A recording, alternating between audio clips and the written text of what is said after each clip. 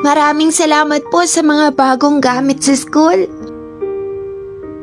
Alam ko pong hindi madali ang mga sakripisyo mo. Pero inuuna mo pa rin na makapag-aral kami.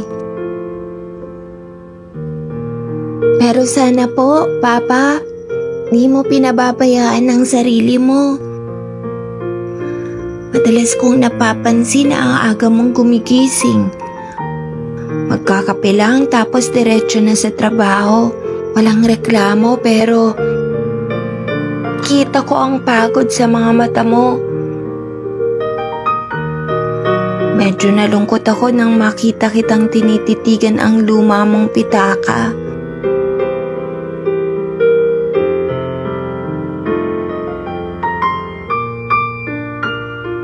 Parang iniisip kung paano pagkakasyahin ang kita para sa mga bayarin.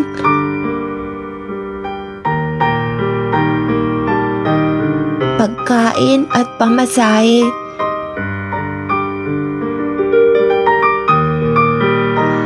Pag-uwi mo sa gabi kahit pagod ka na, ikaw pa rin ang nag-aasikaso sa amin. Titingin kung may kailangan kami.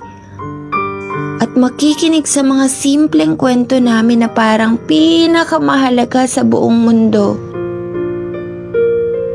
Ramdam namin ang bigat na pasan mo, Pa.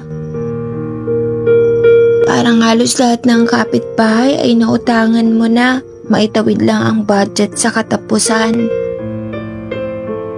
Pinapasok mo ang kung ano-anong racket. Wala sa pagbibenta ng kung ano-ano. Hanggang sa pag-overtime sa trabaho para lang may maidagdag. Alam naming mas malaki ang gastusin kaysa sa kinikita. Pero kailanman, hindi mo kami pinabayaan. Hindi mo tinakasan ang responsibilidad mo bilang ama. At higit pa roon, ginawa mo ang lahat ng walang kahit isang reklamo. Palihim mo na iniinda ang hirap. Pa, higit pa po sa bayani ang tingin namin sa'yo. Ikaw ang haligi ng tahanan. Lumalaban ng patas para sa kinabukasan. Alam po namin, Pa, na sa kabila ng lahat ng hirap, ang tanging pangarap mo ay mabigyan kami ng kahit kaunting ginhawa.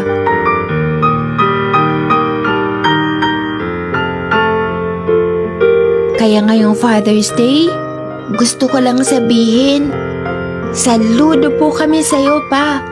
Mahal na mahal ka po namin. At darating ang araw, kagaya mo ang magiging ama ng anak ko. Rest in peace, Pa. Kung may pagkakataon na may yakap siya at masabi ko na mahal kita, Ama. Mahal na mahal ka po namin.